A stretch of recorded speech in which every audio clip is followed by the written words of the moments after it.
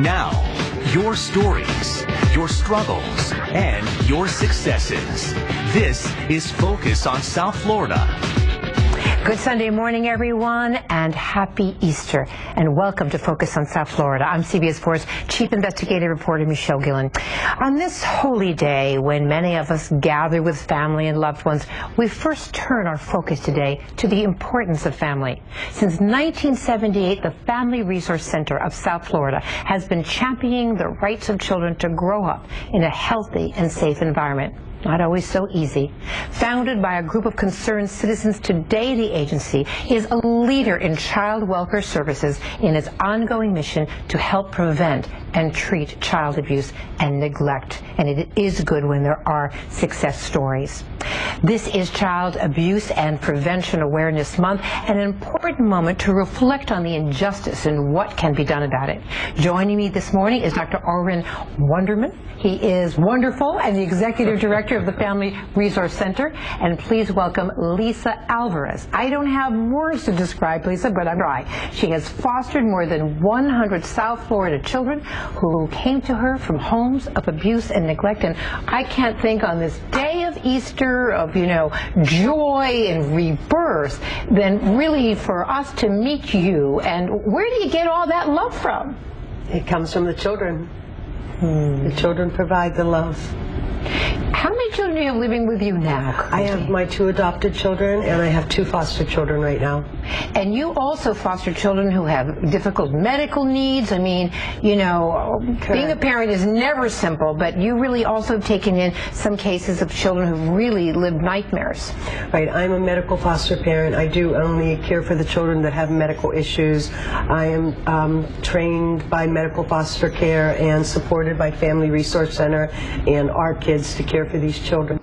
And I'm sure that you wish that there wasn't this continual flow and need for parenting, that the children, the numbers just keep coming. Does it break your heart?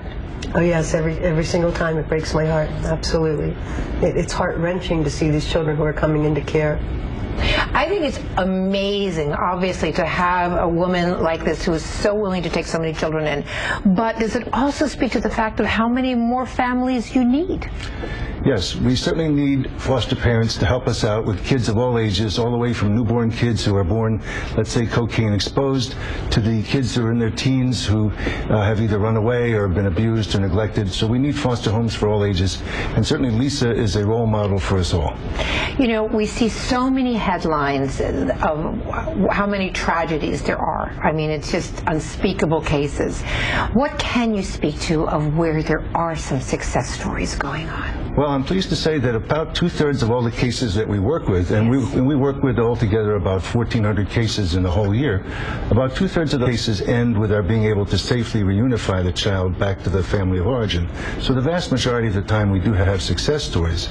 Now, as far as when it doesn't work out well, then very often the judge will terminate the parent's parental rights, and the child will start with a new family through adoption. So we do between 80 and 130 adoptions a year, so that's a new beginning for the child. What was the whole thrust and the ideal behind starting a Family Resource Center? What's different about what you do and what the state does? Well, the basic idea is to protect the child in multi-layers, multi-levels. You try and protect the child safely in his or her home.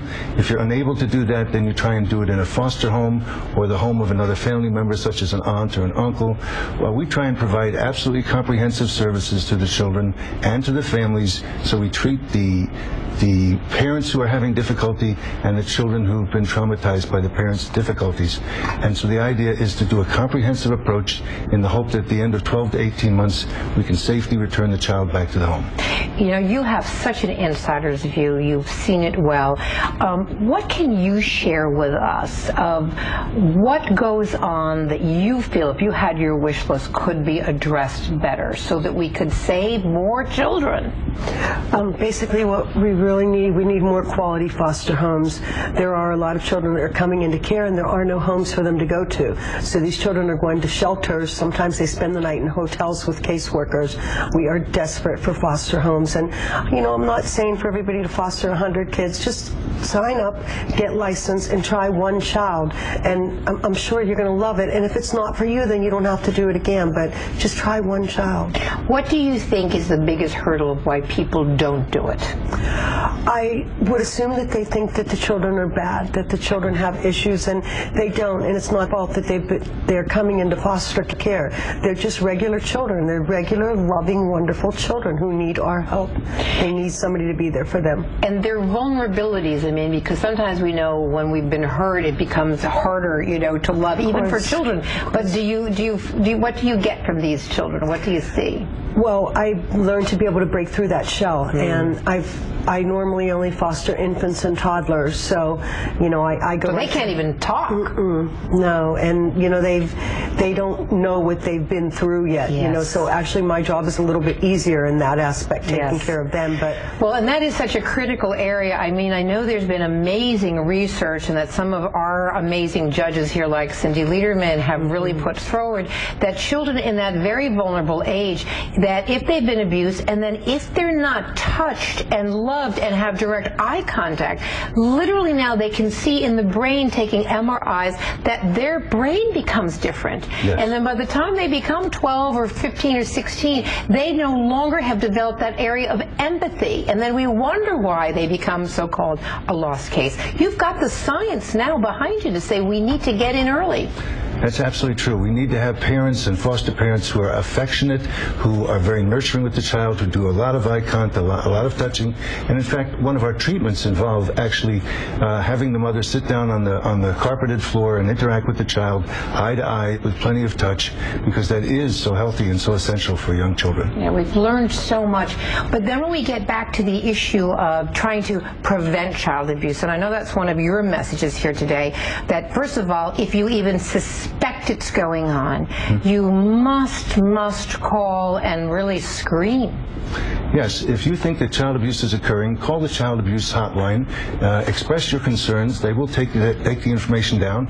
If they think that it warrants an investigation, they will do so, and if they don't, they'll let it go. But I think it is important that if you have suspicions, call the child abuse hotline. Why do you think some people don't call? I think the two reasons are they're afraid to get somebody in trouble. Yes. And the second reason is they don't want the information to somehow come back and there be a retaliation against them. But they should know that the state law keeps that information confidential, that the name, address, and phone number of the reporter is kept confidential. Yes, and that hotline number is, I bet, do you know it offhand? 1-800-96-ABUSE. Yeah, but I know even if you call once, and sometimes you have to call multiple times, and it's very frustrating because I've followed stories like that, but you just can't give up. If there are aspects of the system that may be broken, but somehow you have to overcome them because it's the child's life. And my gray-haired advice on that is ask to speak with a supervisor. If you think that you've made a report that's a valid one that they're not willing to take, then ask to speak with a supervisor. And the second thing is to mail your concern to email or fax. Excellent, because there's a paper trail. Yes. And hasn't the law changed that even more of us are mandated reporters now? Yes, basically it says any citizen who knows or reasonably suspects abuse, exploitation, or neglect should phone in to the abuse registry. Yeah. Well, I think wrapping up on this day, you know, when you'll go home this Sunday, you'll be with your children, you know, what is your life of gratitude about it? You're the one we should say thank you to, but I know you're a woman of gratitude. What, when you have your Easter meal today, will you be grateful for? Well, when my kids get up on Easter morning, there's going to be an Easter explosion in our house. There will be baskets and bunnies and chocolate and goodies everywhere for everyone. Yes. My husband and I will go to church, and we're going to give praise for all the blessings that we have now and all the ones that we've had in the past. And my husband's going to cook us a wonderful dinner. Okay, well, I might have to stop by. Well, you know, we have our adopted bear here that those teddy bears go to the children, and we're going to make sure we get some special ones sent over to your house. Oh, thank you so much. You're an inspiration. And so are you, because you do an amazing job. Thank you. Come back anytime. Thank you. Have a wonderful day. Thank you. Happy Easter. And to you.